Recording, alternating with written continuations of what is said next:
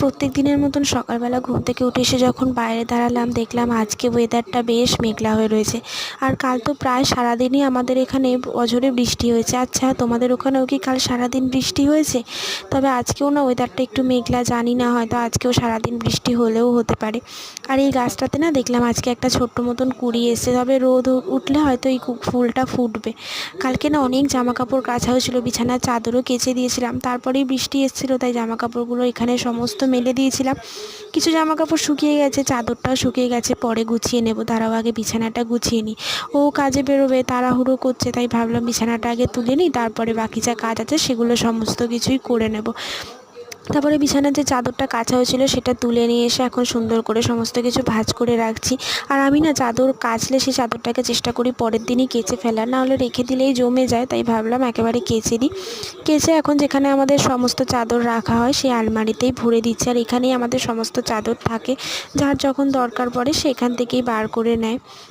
তো এখানে আমার দেখো সমস্ত কিছু গুছিয়ে গাছিয়ে রাখা হয়ে গেছে। একটু ছাদে যাব, কাল সারাদিন ওই অত বৃষ্টিতে গাছগুলোর যে কী অবস্থা, কাল তো সারাদিন ছাদে ওঠা হয়নি। বিকালের দিকে অবশ্য বৃষ্টি থেমে গেছিলো, তবে তখন আর উঠতে পারিনি ছাদে। তো সেই কারণে আজকে সকাল সকালই ছাদে এসেছে, আর ও কাজে বেরিয়ে গেছে। এসে দেখলাম এই ফুল গাছটা দেখো, ফুলটা একদম নেতিয়ে গেছে। সেদিন অবধি কি সুন্দর ফুলটা ফুটেছিল, বেশ ভালো লাগছিলো, তবে এই গাছটাতে না এখনও কোনো কুঁড়ি আসেনি। আর এই লাল জবাটাতে একটা কুঁড়ি এসেছিলো, কিন্তু কুঁড়িটা না নষ্ট হয়ে গেছে, হয়তো কালকের ওই অত বৃষ্টিতেই হয়তো নষ্ট হয়ে গেছে, জানি না আবার যদি পরে হয়। তারপরে নিচে এসে তাড়াতাড়ি করে স্নানটা সেরে নিয়েছিলাম, এখন একটুখানি স্কিন কেয়ার করে নেব। আর এখন না আমি যে ময়েশ্চারাইজারটা মাখি এটা এত সফট, মানে স্কিনের সাথে একদম মিশে যায়, মনেই হয় না যে কোনো ক্রিম মেখেছি বলে।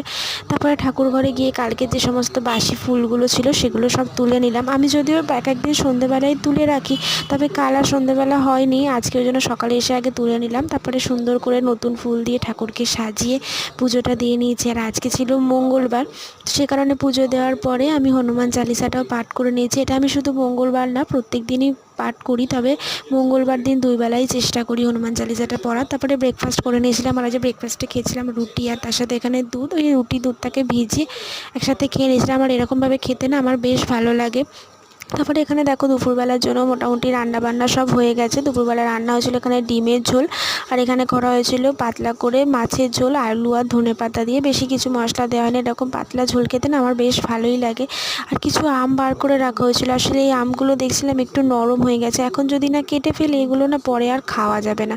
আর এই আমটা দেখো কত বড়, আমগুলো ভীষণ মিষ্টি ছিল খেতে।